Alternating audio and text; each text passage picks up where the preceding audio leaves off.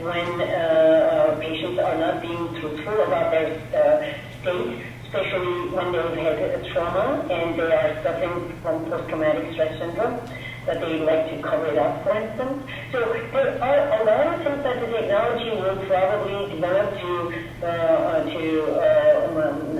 solve. At this moment, I need to be cautious and tell you that the signals that we are currently detecting are more related to human performance or to a dysfunction.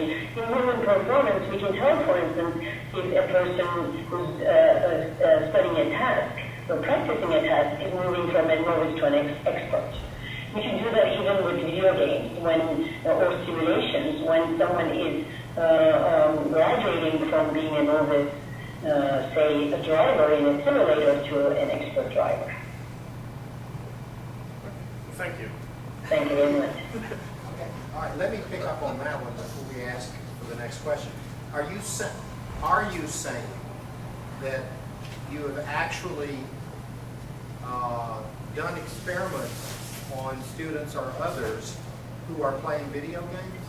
Yes, very much so.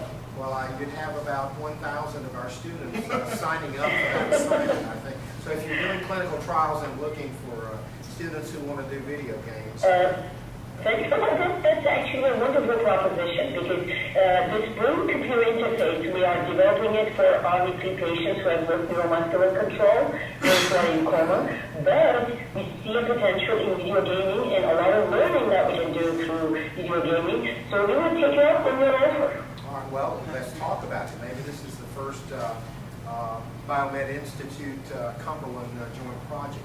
Let's see. We have another question. Okay, Justin.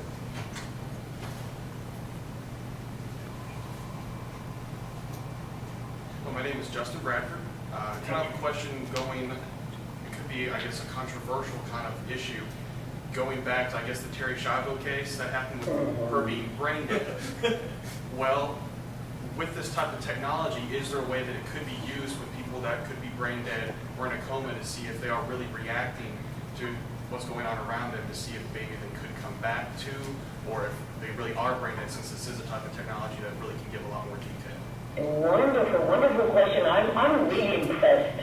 Thank you very much with all these wonderful questions. Yes, the work that we're doing for the brain-computer interface work is very directly applicable to the coma patients, and we are about to set up actually a research collaboration with one of the laboratories in Seville in Spain. We have several international collaborators working with the technology, and they have a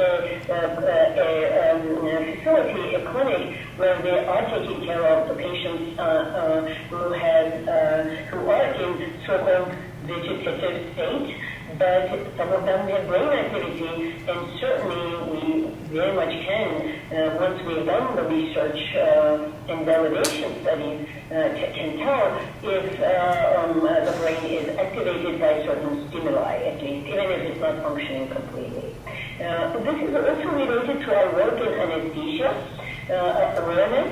Because under anesthesia, you're like in a coma. Some chemicals have been given to you to induce this kind of coma. And we have wonderful results showing when the patient is beginning to regain consciousness and react to stimuli. Thank you. Thank you very much.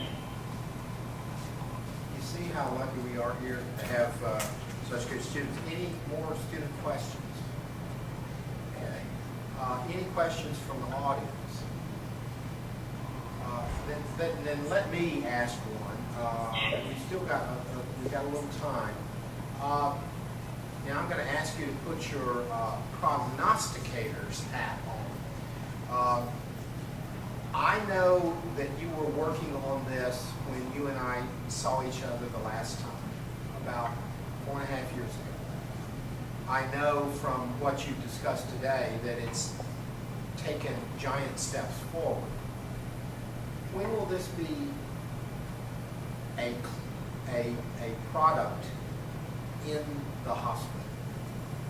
A very, very good question, and it is also a translational question, obviously. The reason why I say it's translational is because the typically technology of the kind that is developing takes 5 to 10 years to basically convert into a prototype, an industrial prototype that will eventually be marketed and then eventually will come to the patient.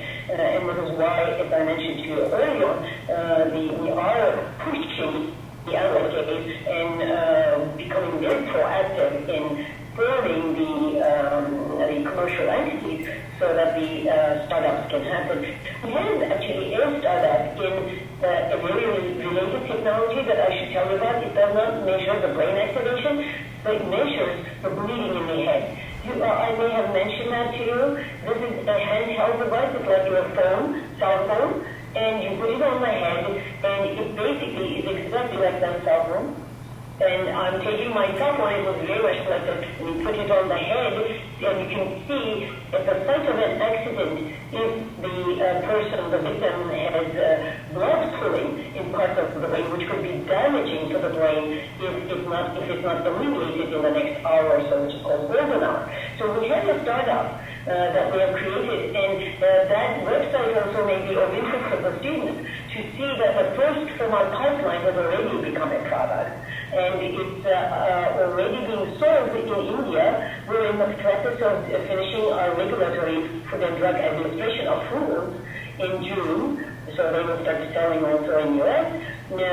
So that technology took pretty much 3-4 years in its last phase, another 3 years beforehand to pass through all the hurdles. So unfortunately, these technologies, if I can make a speculation, the first one that is working on the cognitive aspect will not hit the market before another half decade. Because imagine, Harold, there are many issues other than technology, other than business. These are ethical issues. There's something called moral ethics. And that is a very sensitive matter. We are looking to the thought process, after all. We can see through the brain. So that is a process that we have to go through. That is why our team also has a neuroethicist always present to guide us. That's interesting, and knowing our students, they would be interested in a few more comments.